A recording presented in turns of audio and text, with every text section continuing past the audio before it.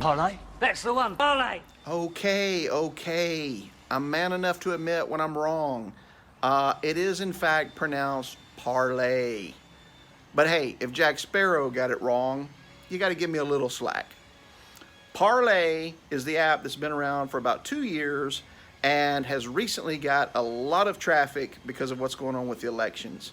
You know, when I posted this yesterday, I think the title was "What is Parlay?"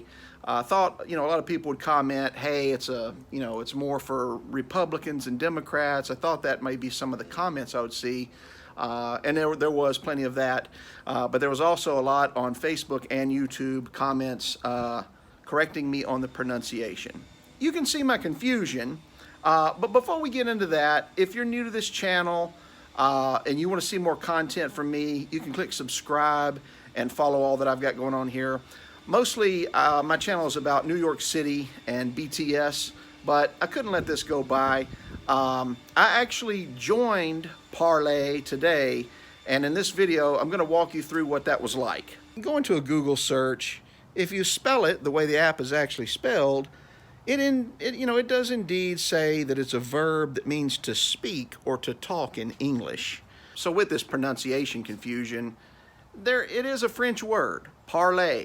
And the only parler I've ever heard is parlez-vous français, which I learned in the 2 years of French class I took in high school. That's about all I remember from that class. But I'll admit, okay, yeah, probably a French word, got it. But the way it's spelled leans more towards the pronunciation of parlor. Not to be confused with another word spelled P-A-R-L-O-R, which is a sitting room in a private house, a parlor. That's not what we're talking about here with a social media app. So parlay, in this case, is a French word, but in English, this spelling means to speak. So, okay, I'll accept that. Fair enough. Ironically, there's another word, parlay, P-A-R-L-E-Y, and the definition of that is a conference between opposing sides in a dispute. That's kind of ironic. I think they should have just gone with that spelling and avoided the confusion on the pronunciation. I feel like that applies as well. No doubt, it is a right-leaning application so far. Maybe that changes, I don't know. Let's dig into it, and I'm going to show you what I found as I had downloaded and installed and went ahead and set up the app. We're going to go over that now. So, like I said on the post yesterday, you can download Parlay from the App Store on the Apple devices. It's also available from the Google Play Store. It's spelled P-A-R-L-E-R, and it took a few minutes to download here. You can see that. And once you download it, it asks you for a couple of things, which I thought strangely one of the first things it asked for was what your favorite color was. Didn't give a lot of choices. There was red and blue. Ironically, the first color choice is red.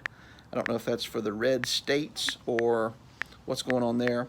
But, like most apps, you're going to create an account. This one asks for your email address and your phone number. You can fill that out here. And it did not ask for a driver's license. I think there's a way where you can verify your identity, and maybe it gives you that check mark or whatever, like Twitter does. If you want that badge showing that you've proven who you say you are, that's available, and that probably requires the driver's license. But I didn't go into all that yet. It's going to send you a text confirmation, kind of the two-step confirmation, like with most apps these days. And then eventually, once you get all that done, it's going to take you to the set up your profile page on Parlay. And you can choose a tag or a username, and it's going to want access to your photos if you're going to take a new picture or load in one of your old pictures as your profile page. But once you get all of that done, the screen will go ahead and load, and it says get started. Now, I expected it to pull contact information from my phone first to try and match up with Facebook or Twitter, but that's not what it did. As you can see, this is the first thing that popped up. And I don't know if this is what pops up on everyone's initial page on Parlay or not, but you can see the usual political people there on the right side of the spectrum. I thought that was kind of interesting. A lot of congressmen, senators, a lot of talking heads and news media on the on the right side of the aisle. Here's the news feed that popped up immediately, and at this point I hadn't even followed anyone. There's a string of people up top that I could have followed. I didn't click any of that. As you can see, it's going through here, and it looks similar to most apps. I guess most recognizably Twitter. There is a character maximum of 1,000 characters. Again, that's about 4 times what you get on Twitter. So it looks, kind of a hybrid between Facebook and Twitter.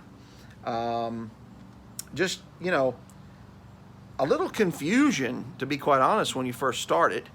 On purpose, I didn't enter in any usernames that I'd seen on Facebook from my friends. I just wanted to see what it would populate first. And, you can see Alex Jones is on here, the Hodge twins. It's an interesting list. And then here you can see that verified influencer. This is probably where you'd have to have your driver's license. But I don't know. My initial thought on it is I don't have time for this. And it just looks like another app to have to deal with. Is it more free speech than Twitter? Probably so right now. It's new. You're not going to have as many people on it yet. And like I said, the ones you do certainly seem to be more of Republicans. The commentators that you would see on Fox News are all there. Tucker Carlson. I know Mark Levin was touting this last night, and Trump retweeted it. That did show up on Twitter, but Mark Levin was big on leaving Facebook, leaving Twitter, and coming over to Parler. Even for, far right, average, ordinary people, I don't see them deleting their Facebook. I don't see them deleting their Twitter. And, there's another app called MeWe. Spoiler alert, I might be missaying that as well. We'll find out. But that's more like Facebook, and then Parler is supposedly more like Twitter. I don't think most people are going to delete it. There's this big push on Facebook right now saying that Friday, November the 13th, Friday the 13th, is going to be the day where, they're encouraging everybody to switch off of Facebook and get on Parler.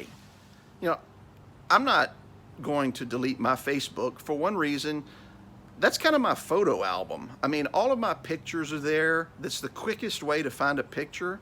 If I'm thinking about, okay, I remember that time I was in New York and I was on top of the rock or wherever, I'm not going to be able to find that in all of my digital archives, but I can find it on Facebook pretty quickly with a timeline search in specific months of the year. Supposedly there's a way to download all of that. I'm sure it's a pretty big file, but let's say, okay, let's go ahead and do that. Probably makes sense to anyway. Some people have talked about that. It's available. It always has been available. There's a way to, you can Google that, but there's a way to go in and download everything you've got from Facebook to a file. And I did hear this morning that there were some people that were finding that was a broken link now. I don't think there's any foul play with Facebook. There may be, but the very event that's been set up, you can set up events on Facebook and then it says you're interested or you're going or you're not going. Well, this whole transition they're talking about on Friday, that someone set up an event and that's being pushed, it's being shown by Facebook. So Facebook has not restricted that post, and there's like 300,000 people saying that they're going, meaning that, probably just means they're in favor of it. It doesn't mean they're leaving Facebook. But anyway, Parler, Parler, whatever you call it, in the end, I'll be surprised if I do much with it. I may leave it on my phone for a couple of days and see what happens. I'm still getting a stream of people in my timeline on Facebook, posting their usernames. I don't think I'm going to put mine on there. I don't want to have to. I don't want one more thing to deal with, you know. So, but it is interesting that this is happening. It's been a while since you've heard of anything that would replace Facebook. I don't think this is going to be it. But you know, people probably thought that about MySpace one day. And when was the last time you heard of MySpace? So anyway, that's all I've got for you now. Have a great afternoon.